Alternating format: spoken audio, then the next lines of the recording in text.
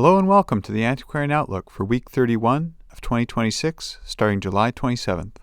I'm Spencer W. Stuart, Collections Advisor. For more information on my advisory services, follow the links below. But on to last week's results. Monday, One Source Auctions had quality antiques, photography books, and ephemera. There were 300 lots offered, of which 224 sold, making for a 75% sell-through rate. Highest price realized was lot 149. This gravure print by Edward Curtis from 1905. Estimates were set at $1,800 to $4,000 US, realizing $950.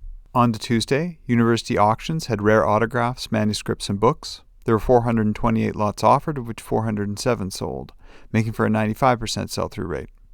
Highest price realized was lot 114. This signed document by Theodore Roosevelt, having him assume the command of the 2nd Brigade in Cuba, dated 1898. Estimates were set at $8,000 to $10,000 US, realizing $25,000. A buy-in of note, lot 375. This volume of Thoreau's The Writings of Henry David Thoreau, with a tipped-in autographed manuscript. Estimates were set at $10,000 to $15,000 US.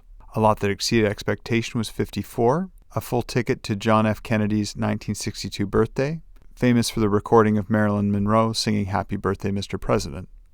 Estimates were set at $600 to $800 US, realizing $3,750. Next sale, Swarters had paint, print, sculpt. There were 274 lots offered, of which 174 sold, making for a 63.5% sell-through rate.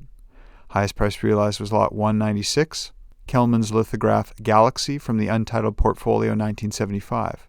Estimates were set at £6,000 to £8,000, realizing $5,500. A buy-in of note, lot 274. Mr. Brainwash's Don't Be Cruel from 2008, a screen print. Estimates were set at £3,000 to £5,000. On to Wednesday, Hanson's had the library sale. There were 259 lots offered, of which 168 sold, making for a 65% sell-through rate. Highest price realized was lot 2. Handwritten letters sent by David Wakefield home during the 1922 Everest expedition. Estimates were set at £400 to £800, realizing $13,000. A buy-in of note, lot 18, an archive of personal materials connected to Thomas Woodle, a well-known cameo glass designer. Estimates were set at £5,000 to £10,000. A lot that exceeded expectation was 7, again connected to Dr. Wakefield, an archive of photographs and documents depicting his time working with the Royal National Mission to deep-sea fishermen. Estimates were set at £3,000 to £6,000, realizing $4,700. Next sale, Bonham's had prints and multiples. There were 106 lots offered, of which 97 sold, making for a 91.5% sell-through rate. Highest price realized was lot 20, an original copper plate of Dali's print, Limp Cranes and Cranian Harp from 1935.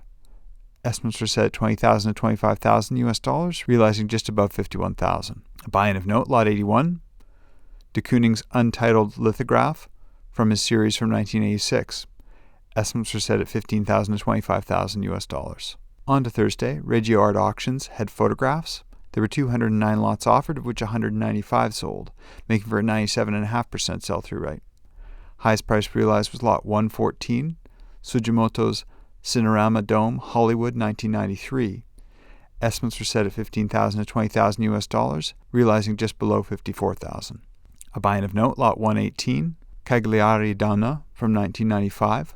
Estimates were set at $18,000 to $23,000 US. A lot that exceeded expectation was 296, Minor White's Windowsill Daydreaming, Rochester, New York, taken in 1958, however printed in 2002. Estimates were set at $500 to $700 US, realizing just above $11,000. Next sale, Swan Galleries had vintage posters. There were 350 lots offered, of which 247 sold, making for a 70.5% sell-through rate. Highest price realized was lot 13, Flagg's I Want You for the U.S. Army from 1917. Estimates were set at $5,000 to $7,500 US, realizing $12,000.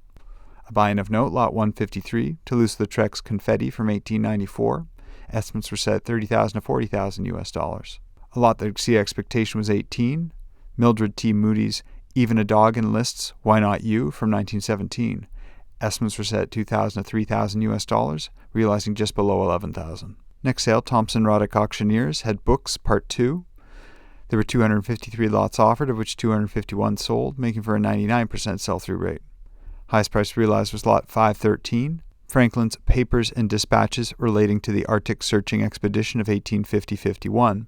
The highest bidder was £1,300. Next sale was Bonham's Online Editions. There were 212 lots offered, of which 174 sold, making for an 82% sell-through rate. Highest price realized was lot 147, Landacre's Growing Corn from 1938, a wood engraving. Highest bidder was just below $18,000 US. Next sale, Hanson's had Football in Focus and Sporting Memorabilia. There were 166 lots offered, of which 91 sold, making for a 55% sell-through rate. Highest price realized was lot 41, the 70 World Cup Football Stars album. Highest bidder was £4,200. In the news, registration remains open for the Collecting Insights webinar series at the expanding and legacy levels. As always, registrants receive a complimentary copy of Contemporary Issues. If you have any questions about the course content, please get in touch with us directly. We look forward to hearing from you. Well, that's been the week from here. What did you think of last week's results? Make sure to put some comments below and we'll keep the conversation going till next week. Remember, if you want to stay up to date, be sure to like this video, subscribe to the YouTube channel, and turn on your notifications. For a hyperlinked list of next week's auctions we have an eye on, also please get in touch with us directly. The Antiquarian Outlook is totally independent. Its producers do not hold inventory, nor do they represent any consignments or acquisitions mentioned. Thanks again for tuning in. All for now, and we'll see you next week.